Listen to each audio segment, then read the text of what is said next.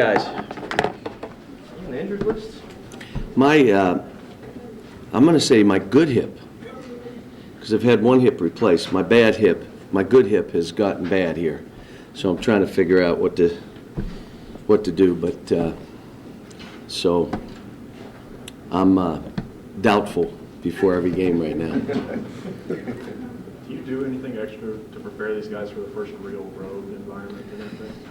No, these guys, I mean, the games that they played in, the venues that they played in, I mean, you even think about Chicago, it was crazy. This is, it's Carolina, Kentucky. What do I got to do? I need a new Rockney speech? It's Carolina, Kentucky. Both programs, the most wins in the history of the game. Think about the players that have gone through there and the players that have gone through here. You think about from Frank McGuire, Dean Smith on, from Adolph Rupp on, it's craziness. This is why you coach and this is why you play in games like this. Cal, if you look at their pattern, obviously the games they've struggled have been not the named teams. When they played the better competition, they've really stepped up. Do you expect to get their best shot again? Look, they've got, their frontline players are as good as any will play, and that's what's given us trouble. Their guard play is solid. I mean, they don't shoot it well, but neither do we. Green will shoot it, but do you expect anything other than the best game they played all year? We're going to face North Carolina at their best. So we have to be at our best, which is our best at this point in time. Be as good as we can be for December, whatever. They get a lot of scoring off their bench, obviously. How does that challenge you all to really try to get more from everybody? How deep you feel like it doesn't matter where you get it from. I remember one year someone said, do you know their bench outscored your bench by 25? And I said, that's okay. Our starters outscored theirs by 50. So it really doesn't matter. I mean, what you'd like to have is balanced scoring, have 5 guys. You'd like to have a bench that adds energy. It may not be bench scoring. What if it's bench defense and rebounding and assists? It's not just points. Alex and Dominic and Dakari, those guys are important to this team. And they know it. And what's great about it? Even last game, these guys want Alex to get going. I mean, they want him to get going. They do it in practice. You can feel it and see it. And but he's got to go do it. So, Cal, Willie revealed the other night after the game, he talked about having a hard time breathing, that he has the sickle cell trait, and that sometimes that... Yeah, I was surprised he was that open, but, there's many athletes that have it. It's a trait. It's not anemia. It's a trait. I'm a little cautious. I've coached other players who have that trait, and I'm a little cautious. If I see them get winded, I'll make sure they get fluids and all the other things, and you don't want them to get dehydrated and stuff. I'm conscious about it, but the thing that's happening for him at times, I think, and I've had guys, it used to happen to Marcus Camby. They get so hyped to play, and they come out with so much energy that they're exhausted 45 seconds into the game. We played Kentucky in the semifinal game in '95, which should have been the final game. You remember, they didn't seed the right way. And I had to sub Marcus Camby 30 seconds into the game. Go back and look. We jumped it up. He ran up twice. He was humped over. I subbed him. Then from there, he was fine. So Willie, same kind of stuff happens with Willie. Has it been an issue much for you guys this season? I mean, he played 30. How much did he play against Providence? 38, 36. He knows if he gets winded or he feels it, he'll take himself out. He's pretty good about it. Alex's minutes are down, but his rebounding, same as last year per game. Is that a sign that he's getting closer to what you want in terms of? Just look, you have to be comfortable coming into these practices going nuts, and loving it. Breaking through, not dreading practice, being energized that you're going to practice and then going crazy. Then the games will become easier. As soon as he does that, he's going to take off. Until he does that, you know, there'd be some up and down games. But it's not just him. I've got half my team trying to fight that right now. You know, you got to love the grind of this, man. You got to love every day, man. Push me. Make me better. Try to push me beyond where you think I can go, and I'm going to beat the workout. We're not there because these guys have never had to be there. But they're trying. They're getting better. I mean, I wouldn't trade my team for any team. It's just that, you know, it wears you out having to continue to teach. And, you know, our shoot-arounds are like full practices because we need the hour. Page is their leading scorer. He shoots, I think, twice as many threes as the rest of the team combined. How important is he, and how? He's a terrific player. I mean, he can get to the rim. He's good in pick and rolls. He makes shots when they need one. They set doubles and do different things for him. He gets them in transition. He flies. He's a terrific, terrific player. He's good. I mean, they're front line now, guys. They're 4 or 5 guys on that front line are as good as we'll play. And that's exactly, we need it. They're going to be physical. Guess what? We need it. We need to figure out what are we when another team gets really physical with us. What makes Kentucky basketball better than North Carolina basketball? I don't know if it's better. I mean, I just know they're two programs that are storied programs that, you know, I mean, think of the history. Think of the players that have gone through these. You know, I mean, there's schools and states that really, you know, take great pride in their program. And I think both programs do it. That's why this is, look, you have 13 national titles. I can't even imagine how many Final Fours between these two programs. I know you have like the most wins between the two programs. So all of a sudden, I bet you the NCAA tournament wins are the most. I mean, you're talking about two of the storied programs. And you're able to go in this game, and you're going down there, and they want you bad. It's a whiteout. They're honoring Coach Smith, which I think is outstanding. They're pulling out all the stops, and you know what? It's what my team needs. Let's go see where we are. But I'm excited to coach in it. I mean, this is why you coach, games like this. Julius didn't say, oh, this is another game. He said, you know, he talked about all those things, the history of it, and how excited he is to play in a game like this. We need to have a team full of guys excited that way. Now, that also leads to too hyped, fouling and doing stuff and out of control. But I can deal with that. Let's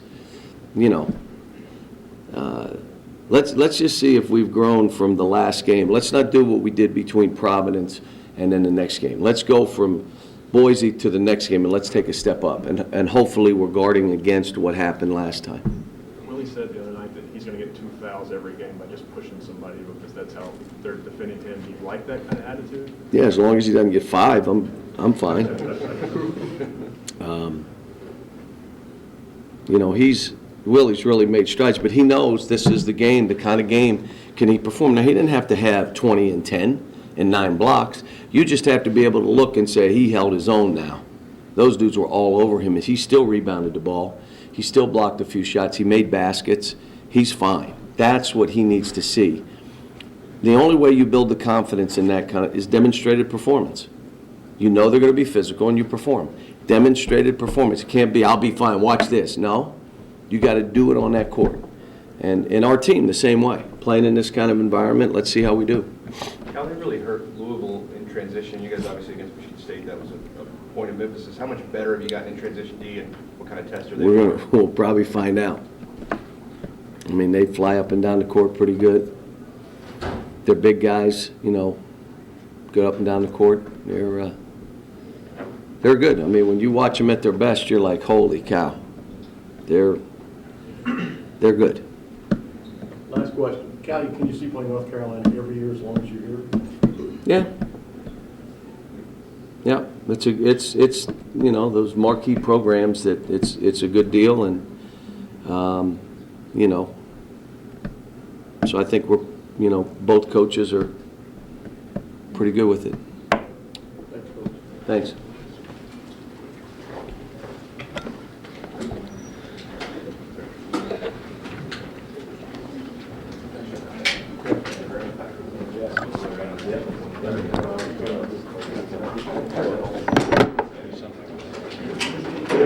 not a big deal. I just was curious.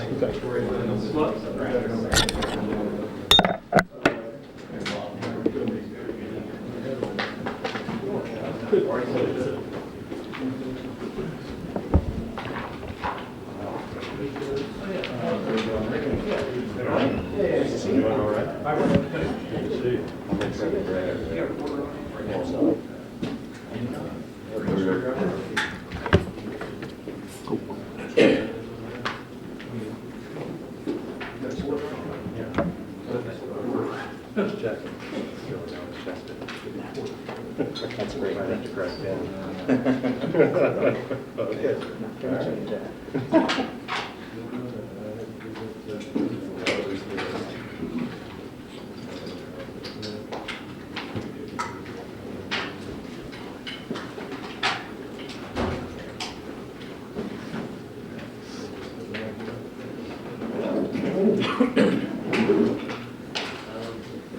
All right, we'll get started with the final portion of this. We're joined by Jon Lipsitz, the women's soccer head coach, to talk about Arin Gilliland and Stuart Pope being NSCAA All-Americans this past week. It's the first time in Kentucky women's soccer history that they've had two different All-Americans, one academic and one on the field. So Coach can come on up and start us off with an opening statement, and then we'll open it up for questions. Really appreciate all of you sticking around. In the history of UK women's soccer, there have been only two All-Americans before this year. And now we have two in the same year. So we've literally doubled it in 1 year, and it's very exciting and very deserved. I was listening to Cal talk about loving the grind and how important it is to love the grind in order to be great. And it's exactly what we talk about all the time in our program, that the players that are successful are the soccer junkies. They're the ones that, we have to kick them off the field and say, okay, go do something else. And Arin and Stu are great examples of that. Quick story about each one of them. I think the greatest conflict that you can have between a coach and a player is unfulfilled potential. And it causes unbelievable friction when a coach keeps pushing and a player keeps fighting. And about a year ago even, that's where Stuart Pope and I were. I kept telling her about her unbelievable potential. I kept telling her if you would just do the work, you would be fantastic. And she kept thinking that I was a pain in her butt for saying it. And she totally admits that now. She went home and was unhappy with me, and I was unhappy with her. And she made a decision this time last year, after her second year playing here, only about 20 minutes a game, literally. And it's unbelievable to think back and realize that. And she went home and she decided, I'm going to find out. I'm going to be as great as I can be, whatever that is. And she is now one of the top players in the country. I can't tell you the number of coaches that have come up to me either after games or watching film of us saying, Stuart Pope is such a special player.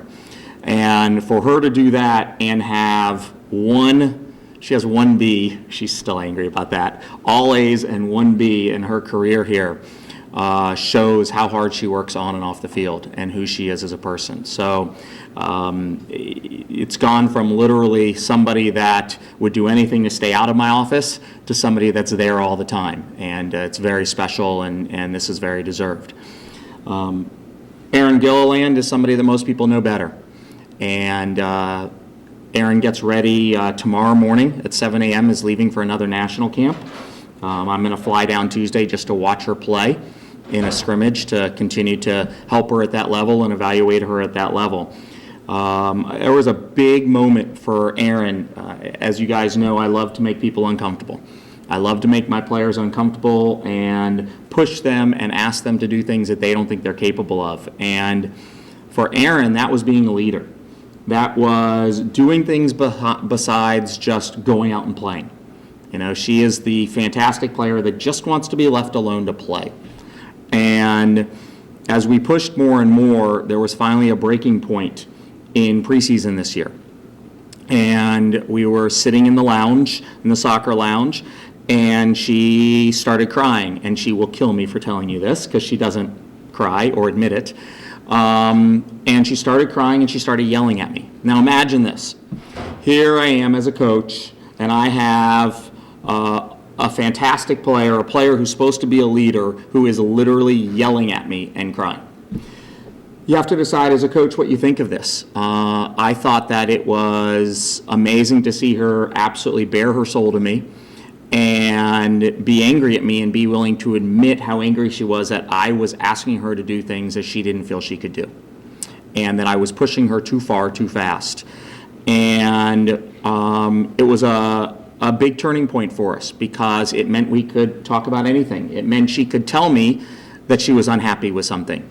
And it really showed me that she was ready. The irony is at the exact moment that she was saying, this is too much, it told me she was ready.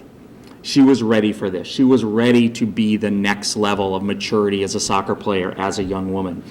And really from that moment on, I felt like she took off, and we have no idea how far she's going to go. So special moments that I've had with each one of them, two incredible honors, and this is a great honor for them individually, but obviously that comes from us doing well. If we weren't winning games, if we weren't doing well as a program, we wouldn't get individual honors, and that's something we talk about, that this comes down to the team always. So thank you for listening. How did Arin go from that self-doubt to believing in yourself to be able to do it? Day by day. I think first of all, it's hard to make a player that's that great uncomfortable. And I think one of the mistakes that leaders, coaches, teachers make a lot of times is that our top players, our top performers don't get pushed and don't get coached. It's the squeaky wheel, right, that gets the grease. Well, what do you do for a kid who comes in and is so fit, has worked so hard in the off season, has gone and played with the Portland Thorns, has been at all these national camps? What am I supposed to do? Well, what I'm supposed to do is I'm supposed to push her. And again, going back to what Cal and Matthew and all the other coaches here say all the time, there is always another level. We have to find that next level. And for her, it was about making her uncomfortable in a way that she didn't like, and her being told, no, you're going to do this, and you can do this, and you can do it if you decide to. And but I also probably think that it took a little bit of me having a gentler hand at times. And that was my fault and my poor coaching, and she corrected that. And I think that helped a lot also. You touched on it quite a bit already, but the fact that these two players have had such a different path, how rewarding is it to see them come to this endpoint together after those two different paths? It's incredible. The number one thing that we pride ourselves on here is the development of our players. I think that the typical thing to do is say our goal is to win this championship, and therefore we have to do X, Y, and Z. We do it exactly the opposite here. Our goal here is to get better every day. Our goal here is to have each one of our players perform to her greatest ability, and that's what leads to someone like Kayla King going from a walk-on goalkeeper to a senior captain, leading us through the NCAAs, or Kara Ledman coming in as a forward and being converted and now being an all SEC back. These things come from individual development, and it doesn't matter where you start if you're willing to put in the work. And I think that the stories are obviously very dissimilar, but the reason they come together is because of their work and they're willing to do the grind. How do you determine when to continue pushing and when to have a gentler? Courtney Wiesler, who is my director of operations, asks me questions like that almost every day in the office, and I love it because she's mentoring her has been fantastic, and she's going to be a fantastic young coach one day. I mean, she's already doing tremendous stuff in the youth soccer world, and I love getting those questions. And usually I go, it's a feel. You have to know your players as human beings. So how do I know? I have to know what they're going through in their lives. I have to know what they can handle. I have to know who they are. It cannot be cookie cutter. It just doesn't work. And a lot of times I find out because by trial and error. Sometimes I'm just wrong. But I think if we see it as we're doing this together which was the problem with Stuart before. We weren't on the same page. If we're doing it together, then it's very easy to know when to push and when to pull back because the players are communicating. But we all want to be at a comfortable place in our lives, all of us, and our job is to make sure that we're pushing them past what they think they're capable of. Do the other players look to Arin and Pope as stepping up to be that leader, since you have so many seniors leave this year? Definitely. I mean, it's first of all, Arin being a captain as a junior is a big deal. I mean, that's it's typically it's seniors, and we had great leadership from our seniors, but it was clear that Arin needed to be in that role. As the season went on, Stuart definitely stepped up, and Stuart and Gilly, as different as they are, becoming close friends, I think, has led a lot to that also. And but everyone has to find ways to lead. Even someone who is a freshman who has only been here a day can find something to say in a leadership role, and that's a very big part of our program. So we're always looking for the next one. What's the program looking forward to? You talked about the All-Americans being a team thing, so what are you doing in the off-season? First of all, just getting back together. It's very difficult being apart, and I was telling somebody the story today that we defeated Ohio State in the NCAA tournament, and the next Monday we're on the field, and my first thought was we get another week together. We're assured of at least another week together because we just love being on the field together.